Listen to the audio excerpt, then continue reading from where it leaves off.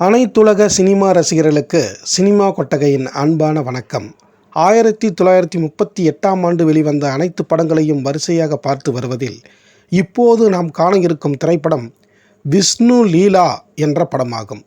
இந்த படத்தினை arts gramophone and talkies என்ற பட நிறுவனம் தயாரிக்க முடிவெடுத்த போது அன்று பம்பாயில் புராண படங்களை எடுத்து புகழ்பெற்ற வட இந்திய இயக்குநர்கள் இயக்கினால் நன்றாக இருக்கும் என்று அவர்களை தேடி அலைந்தார்கள் நம் தமிழ் திரைப்பட தயாரிப்பாளர்களான ஆர்ட்ஸ் கிராமபோன் அண்டு டாக்கீஸ் பட நிறுவனத்தார். அப்போது வட இந்தியாவில் தென்னிந்திய கலைஞர்களுக்கு மரியாதை குறைவாகவே இருந்தது. வட இந்திய இயக்குநர்கள் இந்த ஆர்ட்ஸ் கிராமபோன் பட தயாரிப்பாளர்களை பெரிய பொருட்டாகவே எடுத்துக்கொள்ளவில்லை. இந்நிலையில் தென்னிந்திய நடிகர்கள், குறிப்பாக தமிழ் மொழி பேசும் நடிகர்களை வட இந்தியர்கள் சாலா மதராசி என்று அழைத்து கேலி செய்தார்கள்.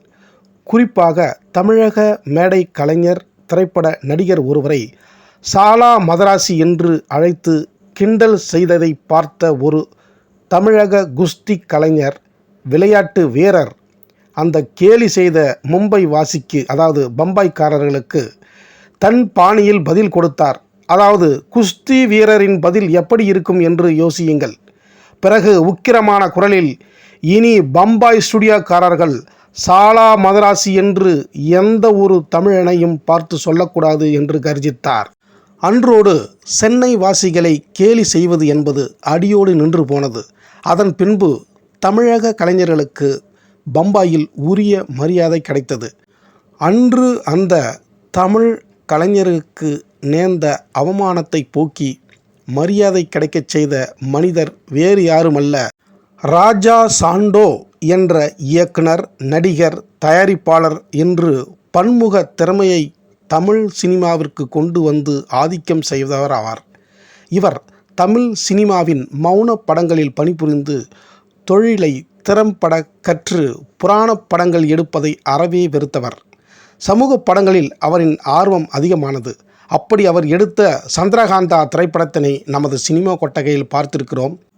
பார்க்காத அன்பு நெஞ்சங்கள் அதனை பார்த்து தெரிந்து கொள்ளும்படி கேட்டுக்கொள்கிறோம். அன்று பம்பாய் திரைக்கலைஞர்கள் ராஜா சாண்டோவை ஒரு கண் வைத்து பார்த்து கொண்டிருந்தார்கள். அவரின் மீது ஒரு விரோதத்தையே வளர்த்து கொண்டிருந்தார்கள். உதாரணமாக, இவர் எடுத்த சமூக படத்தினை கிண்டல் செய்து, நாங்கள் எடுத்த புராண படமான கிருஷ்ணலீலாவை போன்று உங்களால் புராண படத்தை எடுத்து வெளியிட முடியுமா என்று சவால் விட்டார்கள். அந்த வட இந்திய இயக்குநர்களுக்கும் தயாரிப்பாளர்களுக்கும் அவர் கொடுத்த பதிலடிதான் இந்த விஷ்ணு லீலா என்ற திரைப்படம்.